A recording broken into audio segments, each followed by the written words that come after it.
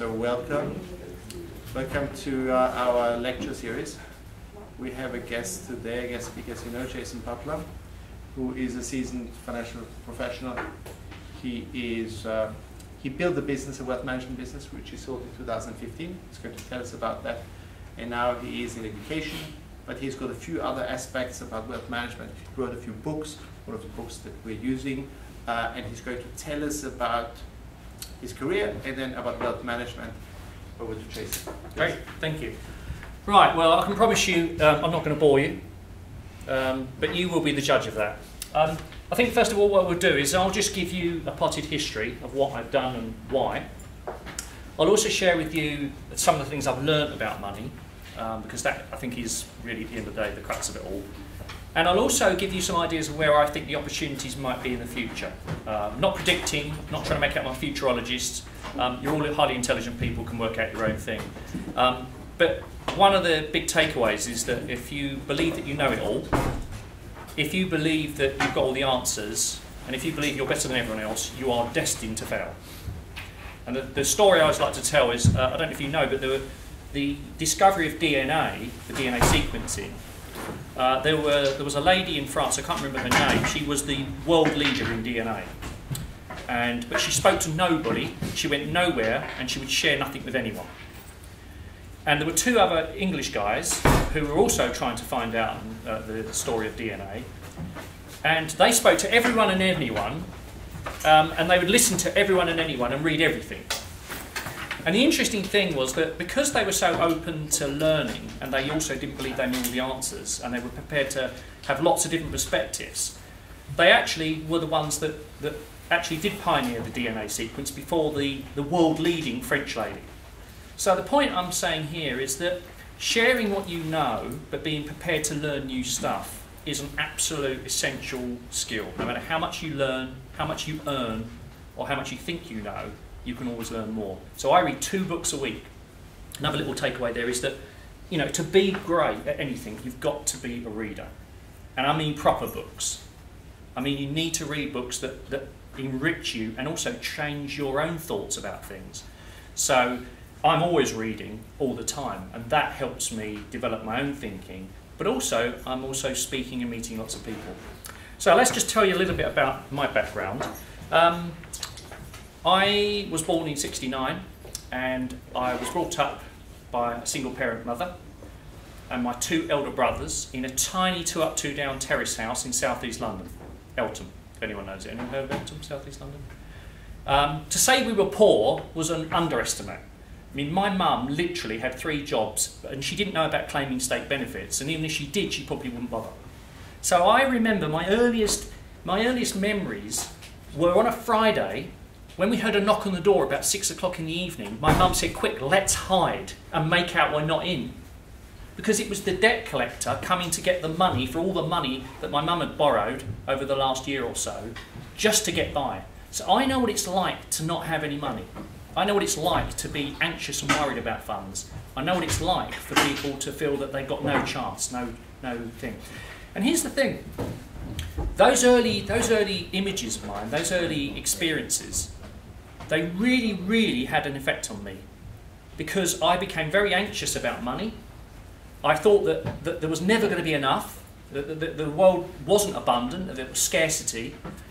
And I also realised that every time there was a knock on the door, it was potentially someone coming to take something from us, whether it's the TV or the small amount of money we had to pay the rent or buy food. Now, I don't want to say that as like a sort of hard luck story, but I just want, the point there is that your early experiences of growing up and your experiences about money will colour everything you do.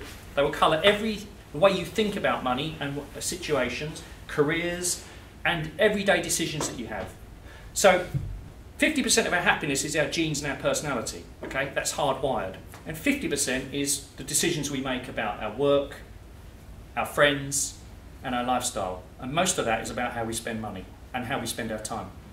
So anyway, so I learned that Friday nights was you had to make yourself scarce night, hide from the debt collector, and as I grew up, I suddenly decided, you know, I just can't live in poverty. Now, my idea of poverty isn't about necessarily having big swanky cars, but my idea of getting out of poverty was so that I never had to worry about someone knocking on the door, that I had the choice to have some nice things and not just sort of get by, and also to have variety, because when we ate the same food most nights, you know, it was the same whatever my mum could make. So I want you just to have a think about your early childhood experiences, and if one thing you do after seeing me today is you think, what were my earliest memories of money and growing up, and what were the conversations we had, and how has that influenced my views on how I use and think about money?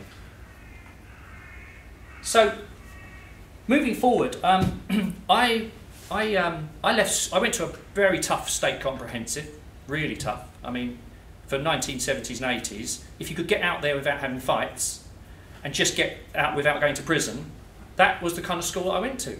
And you had to keep your head down, because if you showed any promise at anything, you get beaten up. A third of the people in the school were what we call dysfunctional.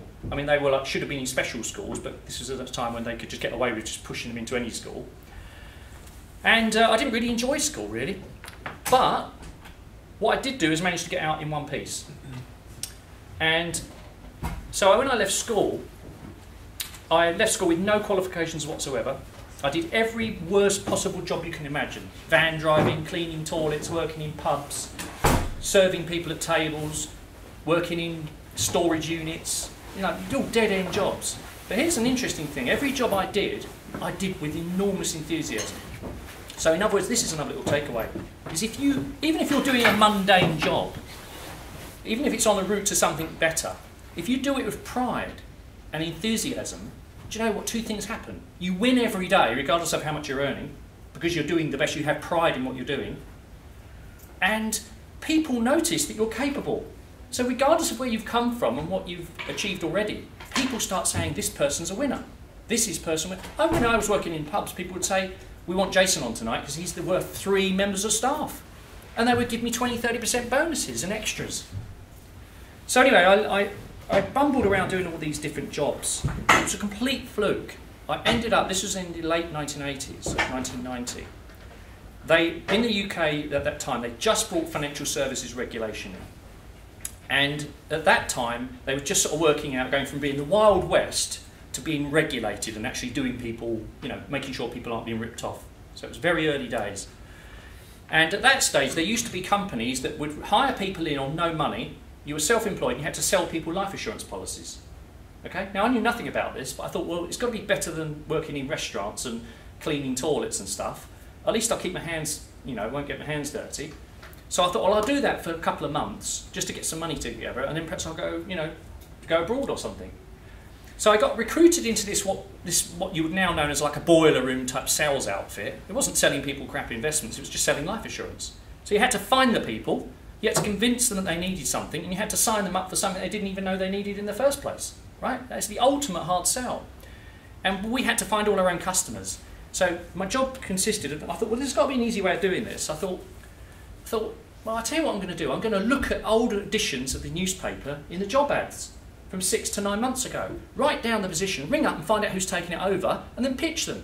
Because I figured that if someone's earning at that stage 50, 60,000, which is now about 120,000, and they've been in a job 2 or 3 months, they've probably had some changes, haven't they, right?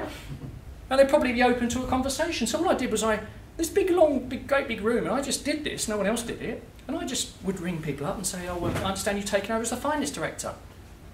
And the guy would say, yeah, that's right. I said, well, look, I hope it's all going well, the new job. I don't want to waste your time. This is who I am, and I deal with high-flying professionals who are going through rapid promotion in their career and who are time poor and haven't got the time to make sure they're making the right moves with their money. That's what I do. I make sure that you're doing everything right. And I couldn't believe it. I was busy all the time, and everyone else in the firm would say, well, it's all right for you, you've got all the leads.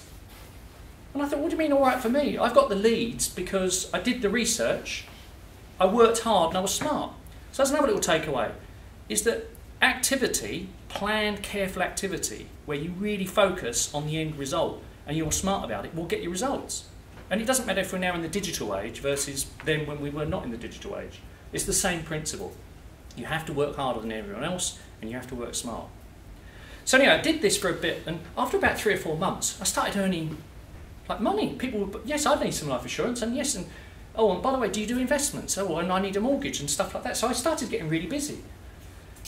And within a year, I was sort of earning, for me, which was a lot of money then, which is about £2,500 a month, which is now probably about 6,000 quid. Right? Which is not bad, is it? If you're 20, 21, and you've got no qualifications. But there was a nagging doubt in the back of my mind that really this wasn't, I didn't feel comfortable because I was earning commission on selling people policies.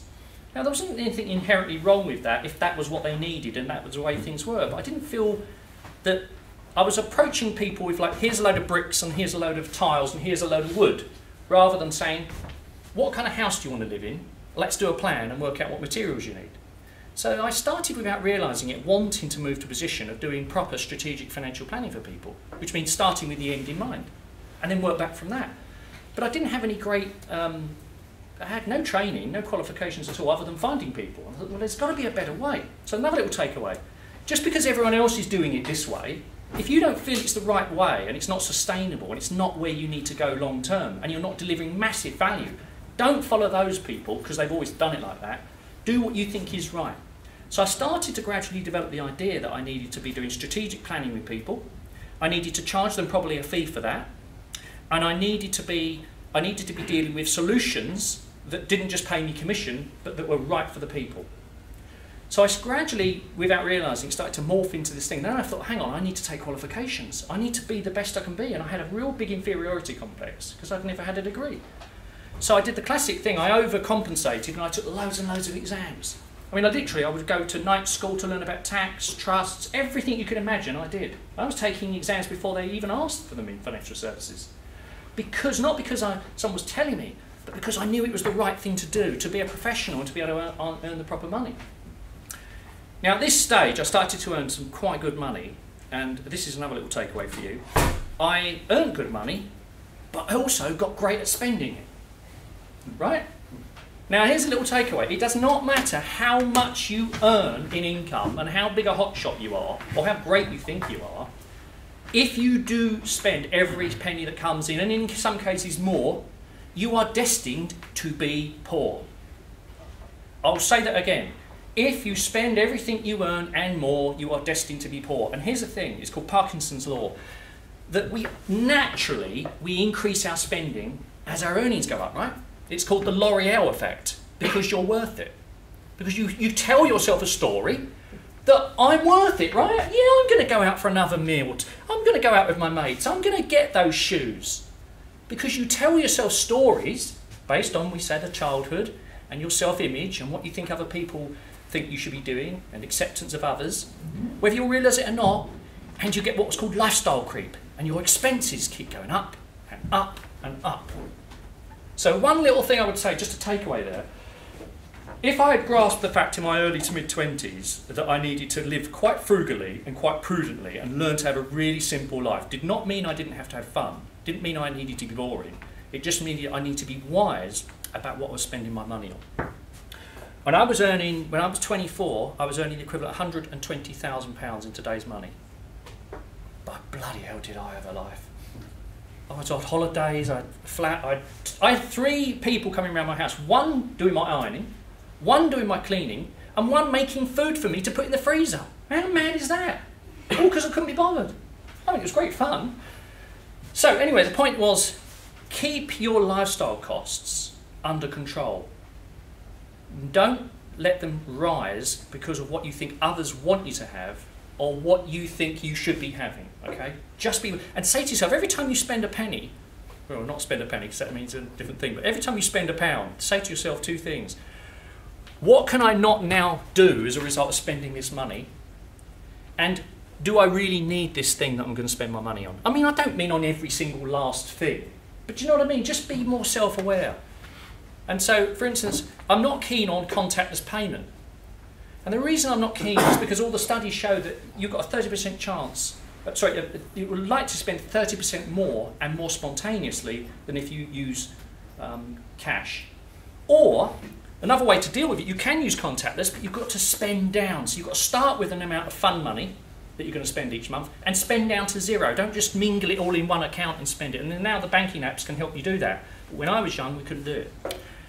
Anyway, the long and short of it was, I got to 29 and I actually had become a certified financial planner, and I was not far off of being a chartered financial planner as well. I started my own business when I was 29, when we'd just bought our family home that we still live in. You know, we really stretched ourselves to buy a lovely home in Suffolk. My wife was pregnant with our first child, and she'd given up work. So I did the obvious thing, didn't I? I started a business. I mean, any one of those things would have been a nightmare, but I did all three in the same year. And here's the funny thing, you can always do more than you realise you can do, right?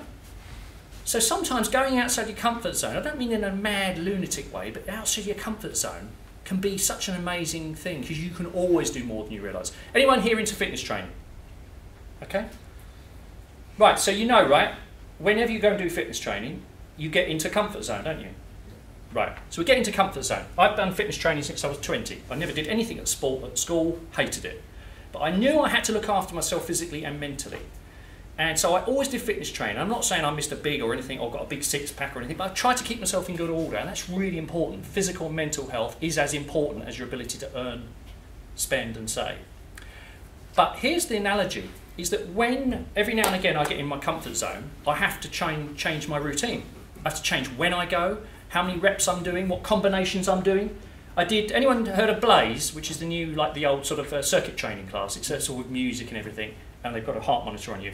I did that the other day, and of course you're dealing against other people's heart rates and stuff, so there's a bit of competition there. It's a bit more energising.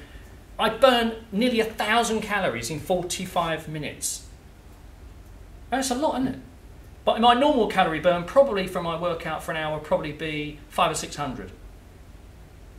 So the point I'm making sometimes is that we get stuck in a rut sometimes, or we get stuck in a mental sort of fog, and we can always do more than we want. So anyway, I started the firm, and I had no idea really what I was going to do. I started it with £10,000 of borrowed money, but I knew I wanted to charge people fees, I wanted to do strategic financial planning, I wanted to work with nice people, and I didn't want to be run ragged, and I didn't want to work Fridays.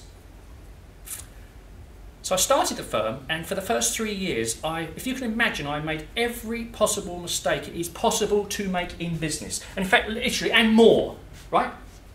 So if you can imagine the world's worst business person, times it by 3, add 15% to it, that was me. Just because you are a good technician, which I was at that stage, doesn't mean you're a good business person, okay?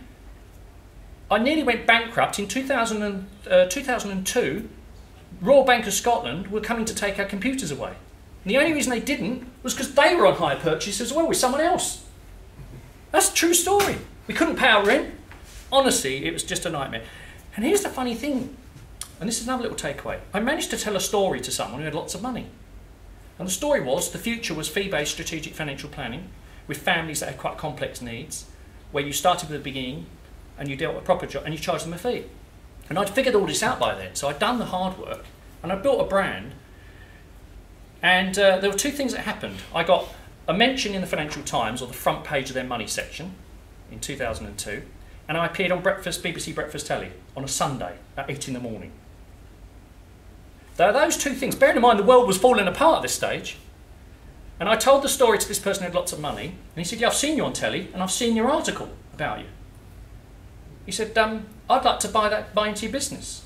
And the long and short of it was, he did buy into the business, and a year later I bought it back for the money he paid me. I never paid him any profit.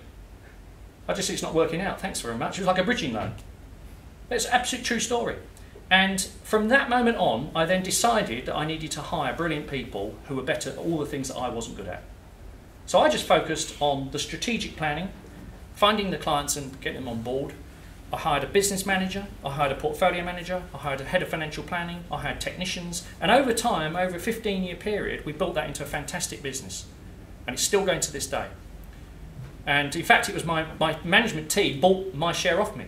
So I brought people in, I brought ownership and so on. And that's another thing, is the two people now own that business are multi-millionaires, and yet they'd never earned between them more than £35,000 a year before they met me.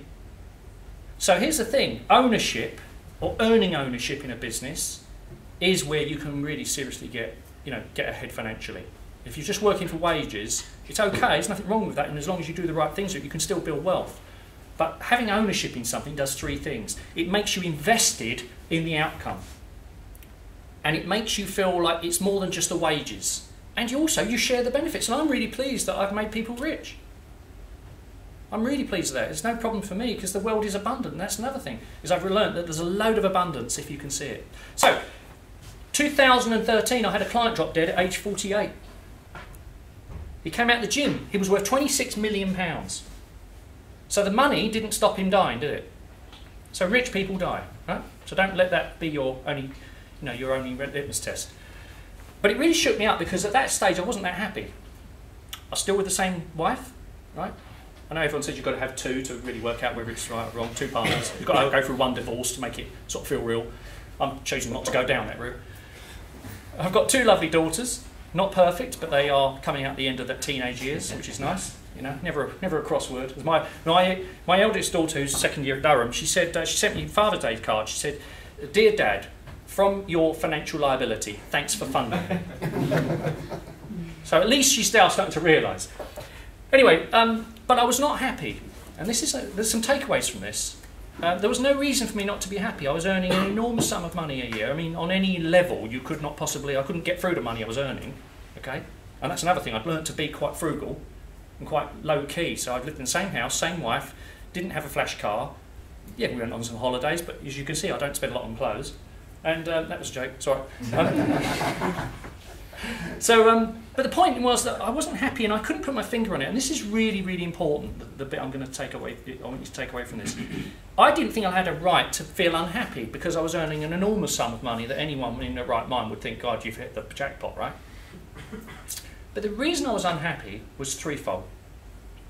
One, I was just making a small number of rich people richer. And that really wasn't enough for my sense of purpose. Purpose is the big thing in life. That is what's going to keep you physically, mentally and emotionally well. If you lack purpose in your life, then really you might as well give up. If you prostitute your principles and your values just to do something for the sake of it, fair enough, you might have to do something for a period of time that's not ideal, but to do something that's not intrinsically hitting your hot buttons is not a great thing to do, right? And I didn't think I could tell anyone, not even my wife, that I was unhappy because this machine that was producing all this money, and in the back of my mind, my childhood story was, it could stop tomorrow. You might be poor. It was completely irrational. Paid my mortgage off when I was 39, so I mean, it just doesn't make sense. Why would I think like that? And the other thing it really, really sort of struck me was that I didn't feel like I was really making a difference in the world. I didn't think like just making rich people richer, that was fair enough, that wasn't particularly exciting, but it just wasn't moving the dial. And I thought, if I dropped dead tomorrow, at the stage I was 44, if I died tomorrow, so I went to the funeral, stood at the back of the thing, no one said this guy's changed the world, right? They all loved him, but I thought, what are they going to say about me? Anyone heard of the story of Alfred Nobel? Alfred Nobel, the Swiss philanthropist, the Nobel Peace Prize, the Nobel Prize for... The reason that all started was because someone put the obituary, thought he died, and said, yeah, he was well known for creating gunpowder, which killed millions of people. So he didn't want to be remembered for being, the harbinger of war and all that sort of stuff. He wanted to do something different, which is why they created the Nobel Prizes. And that now, his name is all in the honour of excellence and moving humanity on. So I didn't quite want to start my own, the Butler Prize for whatever. That wasn't what I was looking to do, although I did think about it. But I did think, actually, what I want to do, what can I do that makes a difference? For most people, money is a sense of pain and worry and anxiety. Because it's so pervasive, isn't it? Either you've got loads and you're worried about someone nicking it off you, or you're not living the full life, or you haven't got enough and you're worried about getting out of a hole, or somehow you just don't feel that you have got a handle on money. It runs away with you. Just a quick one. A budget, by the way, is you telling every pound where you want it to go rather than wondering where it went. Okay? That's a true story. So I thought to myself, do you know what? I'm going to sell this business. I'm going to sell it to the staff. Obviously, it took me 9 months to get them to get the right price. Obviously, they thought they were going to get it cheap. And oh, you want to leave? I said, yeah, but it's not a philanthropy job. I'm not giving you this business. Just because I want to leave doesn't mean you get win the lottery. So obviously, and that's another little thing is. Just like the Brexit talks, there does have to be compromise, because what you want and what they want to pay, there is only a difference. But the best deal is one where you don't feel you quite got enough and they feel that they paid over the odds. That's a good deal, okay? Anyway, long and short of it, when I got that done, I then decided I wasn't going to do anything for a year. And I then thought, do you know what? I'm just going to chill out for a year. and I do all the things I didn't want to do, and I won't go into the details, I haven't got time, but within a year, financial services started to draw me back. A bit like when someone opens the airlock on a spaceship and everything goes flying out, right? And I was holding on, no, I'm not going back.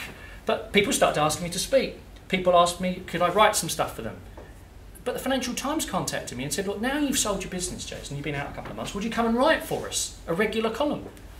Oh, no, I don't really want to do that. I said, no, we'll pay you. I said, all right, Karen. It's funny, the more you play, hard to get. So I said to my younger daughter, I said, you know, normally get a lot more options.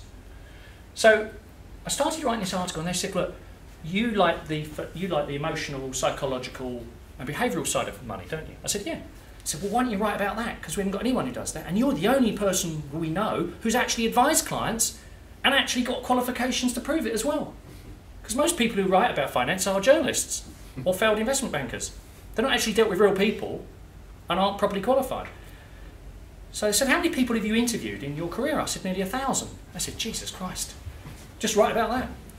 So anyway, the long and short of it was, I started writing this column under the Wealth Man pseudonym, and I got such an amazing response from people, and I started writing about how you use your money, and how you feel about money, and the choices you make, and how you get acceptance from others, and what makes you happy, what makes you sad, what causes relationship conflict. And I did one article about the Blow It Fund. To stop any rows between me and my missus, my wife Jane, we decided there was an amount of money that we could each blow each year without asking each other. Right? It's called the Blow It Fund, or the Fun Fund, or whatever you want to call it. The problem was, I would always use mine up, and my wife would never use hers. And it got to a couple of years, I said, can I have your Blow It Fund, because you're not using it? She said, no, I'm building it up for a big blowout year. And I said to her, well, don't think about leaving me. I said, because if you do, I'm coming with you. So anyway, the long and short of it was that we started trying all these different things, and I started reading more and more and more, reading all the research. So obviously I've written various books. I've written books for the Financial Times. Anyway, I've written a couple of books in the last couple of years, which are very easy to understand, but one of them is about financial well-being, and it's a series of stories, and this is something to take away, is that learning about money and what the role in your life, if you can learn through stories that connect with you emotionally and that make sense to you, you're more likely to change the way that you work with money.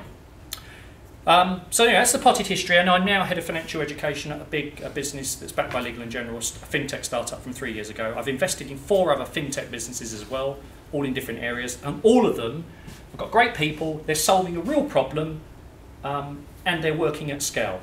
So that's my thing. So if you've got a great idea, I'm interested. In fact, I was here the other day, here at a pitch, in London Business School, a couple of Indian guys, brilliant, absolutely fantastic. Problem is, I need to be more wealthy, I need to be wealthier to actually back all the great people I keep meeting, right? Because I'm not Peter Jones, and I've got to be careful. But everyone I meet is great. I meet some really good people. So if you've got a good idea, I'm interested. Yeah, so that's it there. So trends, where do I think the trends are? I think there's a massive, massive need for financial coaching, more so than traditional financial advice or investment management, because people need help figuring out their relationship with money and the simple things they can do to help themselves in behavioural terms. And that can be done at scale, it can be done with video, it can be done with telephones, and there's a big market there. There's a big, big demand for people having financial planning advice around pivotal key points in their life. They do not necessarily, I don't believe that wealth management, as it's currently done by many firms, just running people's portfolio and say you're doing a plan and charging them a big fee for it, 1% or whatever. I don't think that's sustainable. I think that's going to be history. The banks will hold on to it as long as they can, the Schroders, etc. But that's no future in that as far as I'm concerned, because investment management is a commodity. I mean, other people would disagree, but I believe it is. If you're building a business around that, for the future, I think you're going to be on the, because you've got to promise something that's very difficult to deliver, which is outbeat the aggregate of the market. But helping people work out how to navigate key points in their life within the context of a big picture, there's a lot of demand for that. A lot of demand, and you can charge a lot for it. But I don't think you can just charge for turning up every year. Another key area is anything you can deliver that helps people reduce the time, the effort, the worry they have about money, and makes them feel better and have better outcomes, or spend less or get more for the same money. That's going to be in massive demand. And artificial intelligence and machine learning and platforms and all of these things, all they're doing is they're just making it easier for you guys to start and create or work for great businesses. But just having technology is not enough. You've got to remember, and this is a big takeaway, that behind every number, behind every financial product, behind every investment is a family and is people. And they are not rational, and life doesn't go in a straight line, and shit certainly does happen. And that's what you've got to remember, and it's reacting into things and how you react to things which will make a difference in your life. So that's my quick potted history. I could go on and on and on. I don't want to bore everyone. Very happy to answer. Can I go to a few questions? Yeah. Okay. So thank you very much so far. I think very interesting your life and I think your perspective about managing money, not just managing money but financial planning. Any questions? Anybody wants to ask a question? Yes, please. I think I read one of your articles where you said that you don't really need more than to meet your basic needs and just a bit on top of that. Don't you think that there's a rationale behind that if the margin between just having basic needs and on top of that, if the on top of that money increases, don't you think there's a rationale that if the margin increases you'll be more happy or I don't know, have more peace of mind? I think what you're saying is isn't it good to earn high income, have more rather than less? So all the evidence shows, all the empirical evidence shows that more is better than less, right? Definitely. For your happiness and well-being, having more is better generally than less. But what they're saying is, what the evidence shows is that not having enough to meet your basic needs is miserable, or not having a decent job is miserable, because it really does affect you. Now, the question is how much is enough for those basic needs, and what do you define as basic needs? That's the big issue. That's where it gets blurred. So, basic needs, isn't it, is your food, your shelter, you know, meeting all your reasonable needs, plus a bit of socialising and clothing and stuff. The difficulty becomes is where marketing and consumerism and materialism and the whole market economy has to convince you that you're not whole and that you're inadequate and that somehow you're not a full person, you're not as happy as you could be because you haven't got that between absolutely the basics and this nirvana. This nirvana event. Now look, social media amplifies what's gone on for hundreds of years. Everyone out there on Facebook or Instagram or wherever it is, or YouTube, they're all living a brilliant life, aren't they? They've all got more friends, they're all better looking than you, they're slimmer, they're gorgeous, they've got more fun. But that's all BS, because a lot of it's all about designing, making you feel inadequate so that you will part with your cash. That is the only job of marketing, to get you to spend money that you wouldn't otherwise do to meet a need. So every spending that you do is meeting a need. So going back to the point you were saying, I'm not saying, if you start from the point that you can be happy with just your basic needs met, okay, that's the first thing, that's a good place to be.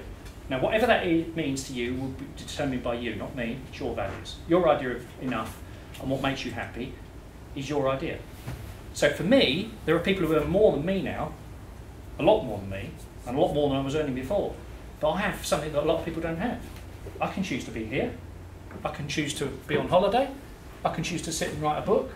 I can choose, like I'm going to India in a couple of weeks' time. All right, paying me, don't get me wrong, I'm not doing it for free. But I can just do that. And when I was asked by Salary Finance to come and work for them, I said, well, I can't possibly be an employee. I've never worked for anyone in 25 years. They said, well, we can't do it any other way. We've got to give you the share options. I said, now you're talking. As an employee, it will be useful for you. I said, all right, but I'm not coming to your office all the time. I'll pop in one day a week and just leave me be. I don't want to do all this company politics. And the lady came up to me and said, oh, yeah, we've got to do about your appraisal and all. I said, look, can I just get a couple of things straight here? I said, I'm not doing appraisals. I'm not doing any of this filling holiday sheets. I said, go and see the CEO. I'm here because you need me. I'm not getting involved in all this. You might call me an employee, but that's as far as it goes. But that's because I don't need their money. So from my point of view, and I don't need their money, not just because I've made some money, but because our lifestyle costs are so low. We don't need a lot of money. The beauty about keeping the cost of your lifestyle low is not only do you not need to have to kill yourself to earn loads of money, but what you're aiming for in terms of financial independence, that stage when paid work is optional, you work because you want to, not because you have to, you've got enough money working for you, is that what you need to save up is a lot less. And you've got longer to do it for because you're not just working for 20 years like a dog and then going to drop dead with heart disease. You're actually got longer to earn the money, so you've got longer to earn it, less intense, and you don't have to save as much. So I'm not saying don't aim for the thing, but don't make the money the measurement of your success. It's just one measure. You know, do what gives you purpose and what makes a difference to lots of people. Be smart about how you monetize that. But if you're only focusing on earning a big income, you will end up spending whatever you earn, you will spend, and it won't make you any happier. And all the studies show it just plateaus out. Actually, the latest research from Jeb this year that's Duke University, I think, is that it plateaus for emotional well-being. It plateaus at about $75,000. And for life evaluation, how you compare yourself to others, it plateaus about $95,000. So when you're comparing yourself to other people, that's the danger. Does that answer your question? It does, yeah. Okay. I have another one. Yeah, go on. What is? How do you, I don't know which fee structure Bloomsbury Wealth have for fees, but I'm just wondering, how does wealth managers and investment planners really justify, I don't know, average of 2.5% of the capital? They can't justify it. They can't add enough value for that. What they can do is, it depends what they're promising. If you're promising a market outperformance, you're destined to fail, because in aggregate you can't beat the market, can you? You're not consistently less costs. And it's the costs that's the biggest problem. There are people who are smart, just that so many costs of dealing and ongoing loads and everything just makes it, any alpha that is there is getting wiped out. Where the real alpha is in helping people work out where money fits into their life, what the trade-offs are and what they want to do and what's possible, and to make sure they don't do stupid things when things happen, like stock market crashes or tax rates go up, or you can control your spending up and down, but you can't control stock markets. That is very valuable, whether you do it in a digital form or a hybrid digital and human form, or you do it face-to-face or physical, very personal. But it's that behaviour, controlling human behaviours, and making sure that those behaviours, they understand the context they're making decisions, and sticking to the principles, but being flexible. And it's because we've got so many variables here, no one knows how long you're going to live. What's the average age in this room? 22? 23? I've got some great news for you. Okay? You have got a 50% chance of living to 100. A child born in the West now has a 50% chance of living to 105. I've got a 50% chance of living to 93. I don't know how old you are, Jacob, but you're a bit older than me, aren't you? A little bit. 92. About 92. So here's the point. Most of us are going to live a very, very long life. A long life, a lot longer than we realise. And you can't look at what's happened before in your family or before, because it is changing all the time. How much of that back end of your life is going to be quality life, who knows? So the point is that we're dealing with such a wide unknown, and the big challenge we have with customers and clients and ourselves is weighing up consumption now with deferring gratification and building wealth and assets for the future. Now the good news is that you are all ultra wealthy already. Forget your families, whether they've got money or not. You're all worth several £1 million, because the net present value of everything you can potentially earn in the next 40, 50, 60 years is several £1 million, even at modest wages. The only question is how much of that are you going to consume as you go, and how much of it you're going to convert into financial and other assets and physical assets, like property and stuff. That's it. You can get that right. Quick question. If you save from age 21 to 30, £2,500 a year, that's what? 25 grand. 25 grand, right? Would you have more or less at 7% investment return than someone who didn't save from 21 to 30, but saved the same amount, £2,500 a year, from age 31 to 70? 40 years, right? That person saved 100,000, right? You would have £20,000 more. I think it's £563,000 for the 21 to 30-year-old who made no investment contributions after age 30, but just did 2,500, 25 grand for the first year. So it's the length of time that matters, not so much the contribution. It's called the contribution effect. Do you teach that? Contribution and portfolio effect. So when you've got a lump of money, it's the investment returns make a massive difference. At the beginning, when you haven't got much money, it's how much you contribute that matters. And it takes you a while. Little takeaway there. I love that one. Excellent. Last question? Robert. For me personally, I'm 21 in my final year here, and I want to work in finance in the future. What would you say are some maybe habits or tips I can help me get into that industry? At the minute I read books, I'm studying here. What are some tips? Maybe habits. What, to get into financial services? Yeah. Which area do you think you might like? Investment banking. Investment banking? Yeah. I don't know. I don't know anything about investment banking. All I know is that everyone I've ever met in investment banking is not happy. I had several clients. So, yeah, it might be for you, but my advice is that is probably not the area. More specifically, like wealth management, something like in the future would be owning my own fund, like maybe... I would go and work for a fintech business that's well funded. Evesta, they're based in Manchester, possibly Nutmeg, or NetWealth, people like that who understand it's a mixture of digital technology and some real people over the net or whatever, who do understand strategic financial planning and sensible investment management, which is at a fair price, and who are delivering things in a mixture of education and help. That's where I would personally go, because it's great fun, they're great people, and they're where it's going to go. Or failing that, try and get an internship at a wealth management business.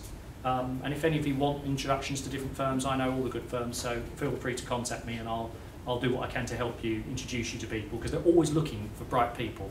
And you'd be very surprised if you've got, they will give you a training contract if they like you.